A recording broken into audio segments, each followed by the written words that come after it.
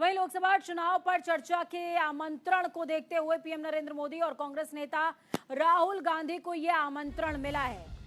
Supreme court के पूर्व जज मदन बी लोकुर का आमंत्रण है। दिल्ली हाईकोर्ट के पूर्व जज अजीत शाह का भी आमंत्रण। चुनाव को लेकर पब्लिक डिबेट करने के लिए निमंत्रण दिया है।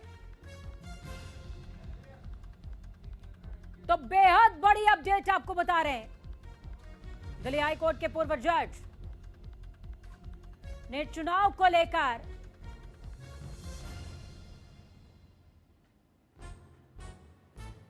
पीएम मोदी और कांग्रेस नेता राहुल गांधी को आमंत्रण दिया है। पूर्व जज मदन बी लोकुर का यह आमंत्रण है। ये बहुत बड़ी अपडेट है। देखिए, चुनाव को लेकर के आरोप प्रत्यारोप बयान बहुत कुछ लगातार देखने को मिल रहा है, लेकिन इस बीच एक खबर ऐसी जो आपको रोमांचित कर सकती है। Public debate.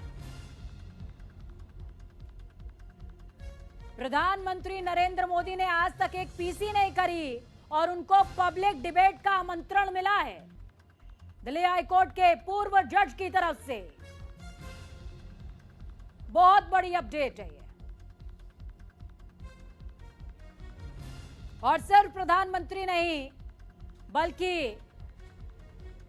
राहुल गांधी को भी यह आमंत्रण दिया गया है।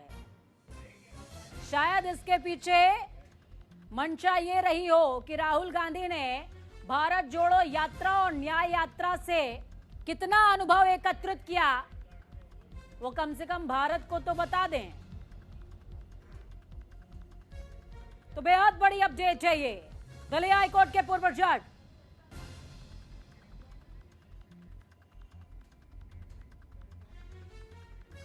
तो चलिए सीधे न्यूज रूम का रुख करते हैं। हमारे साथ में ओम प्रकाश जी जुड़ गए हैं न्यूज रूम से सीधे।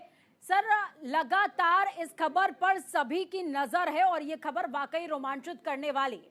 3 चरण बीत चुके हैं, चौथे चरण की तरफ हम आगे बढ़ रहे हैं। देश आगे बढ़ रहा है और वोटिंग होने वाली है। उससे पहले दिल्ली हाईकोर्ट के पूर्व जज का कहना कि भाई पब्लिक डिबेट कर लीजिए, आ जाइए मैदान में और बताइए जनता को क्या मुद्दे, क्या अनुभव और क्या देने वाले हैं। देखिए, ये पब्लिक डिबेट का चलन जो है वो अमेरिका में है। वहां जब प्रेसिडेंशियल इलेक्शन होता है तो दोनों जो गुट होते हैं उनके प्रेसिडेंशियल जो कैंडिडेट हैं वो चुनाव के पहले आपस में चर्चा करते हैं और अपनी अपनी बातें जनता के सामने रखते हैं और उनके डिबेट पे बहुत कुछ फर्क पड़ता है कि लोगों का मूड किस तरफ स्विंग करेगा। कुछ इसी तरह का सुझाव जो है सुप्रीम कोर्ट के पूर्व जज और दिल्ली हाईकोर्ट के पूर्व जज ने मिलकर एक पत्र लिखा है राहुल गांधी को और प्रधानमंत्री नरेंद्र मोदी को कि आप भी कुछ इसी तरह जो अभी देश के जो मौजूदा जो चुनाव चल रहा है और इस चुनाव में जो मुख्य मुद्दे हैं उनके सामने आप खुलकर खुद बात कीजिए, आपस में चर्चा कीजिए और बताइए कि आपका क्या विजन है, आपका क्या विजन है। और उन्होंने कुछ जो पॉइंट दिया है, जो कॉन्स्टिट्यूशन में बदलने की बात हो रही है उस पर चर्चा कीजिए, 370 को लेकर चर्चा कीजिए, वन नेशन वन इलेक्शन को लेकर चर्चा कीजिए। बीजेपी ने जितने भी या कांग्रेस की तरफ से जितने भी एजेंडा लाए जा रहे हैं, आरक्षण को लेकर चर्चा कीजिए। जो भी अभी ज्वलंत मुद्दे हैं वो चाह रहे हैं हेड टू हेड टॉक्स हो और उन्होंने ये भी ऑप्शन दिया है सरकार को और नरेंद्र मोदी और कांग्रेस नेता राहुल गांधी को आमंत्रण देते हुए कि अगर आप नहीं आ सकते हैं तो एटलीस्ट अपने रिप्रेजेंटेटिव भेजिए जो पार्टी लाइन पे दोनों आपस में चर्चा करें। और इस तरह की एक गंभीर चर्चा जो है जनता के सामने होनी चाहिए। एक खुली डिबेट हेड टू हेड्स होनी चाहिए ताकि लोगों के मन में जो भी आशंकाएं की यहाँ पर हम बात कर रहे हैं। फॉरेन कल्चर में जब तमाम जो इलेक्शंस हैं वो कंडक्ट हो जाते हैं, उसके बाद एक सुपीरियर 2 पार्टीज के जो प्रतिनिधि हैं वो आमने सामने होते हैं और उन्हीं के बीच में तय होना होता है सब कुछ। लेकिन इंडिया की अगर बात करें तो इंडिया में जो इलेक्शंस हैं उसमें कई सारी नेशनल पार्टीज, रीजनल पार्टीज लगातार इलेक्शन कैंपेनिंग हो या फिर इलेक्शन का मूड हो उसमें पार्टिसिपेट करती हैं। तो क्या ये बहुत ज्यादा फेयर नजर आता है क्या कि सिर्फ प्रधानमंत्री नरेंद्र मोदी जो कि बीजेपी को रिप्रेजेंट कर रहे हैं उनके फेस हैं और राहुल गांधी जो कि कह सकते हैं कि INDIA को रिप्रेजेंट कर रहे हैं उनको आमंत्रित कर लेना, क्या ये सफिशिएंट है क्या? नहीं, देखिए, अगर आप जो हमारा जो चुनावी प्रक्रिया है और जो हमारी लोकतांत्रिक व्यवस्था है वो अमेरिका से बिल्कुल अलग है। हमारे यहाँ चुनाव के पहले तक, चुनाव तक जितने भी सांसद हैं वो सब इक्वल होते हैं। चुनाव के बाद सांसद अपना नेता चुनते हैं और जो जिस पार्टी को भी बहुमत मिलता है उस पार्टी का नेता जो होता है वो प्रधानमंत्री बनता है। हमारे यहाँ प्रधानमंत्री के नाम पे कोई वोटिंग नहीं होती है। हमारे यहाँ जो वोटिंग होती है एक सांसद को आप वोट देते हैं। हमारे यहाँ जो अभी मान लीजिए प्रधानमंत्री नरेंद्र मोदी वाराणसी के एक सांसद के तौर पे खड़े हैं, वहां पे अपनी वो सांसद के लिए चुनाव लड़ रहे हैं, ना कि प्रधानमंत्री के लिए। उसी तरह से राहुल गांधी चाहे वायनाड हो चाहे रायबरेली हो, वहां से एक सांसद के तौर पर चुनाव लड़ रहे हैं, या जितने भी बाकी सांसद है, चाहे वो एक निर्दलीय ही क्यों ना हो या किसी और पार्टी का क्यों ना हो, वो एक सांसद के तौर पर चुना जाता है। चुनने के बाद वो जब लोकसभा पहुंचता है, जब संसद पहुंचता है, तो जिस पार्टी को भी बहुमत मिला रहता है उस पार्टी की बैठक होती है और वो अपना एक नेता चुनता है और वो नेता जाकर राष्ट्रपति के सामने अपनी दावेदारी पेश करता है अगली सरकार बनाने के लिए, और वही देश का प्रधानमंत्री बनता है। फिर राष्ट्रपति उसको प्रधानमंत्री की उनको शपथ दिलाते हैं।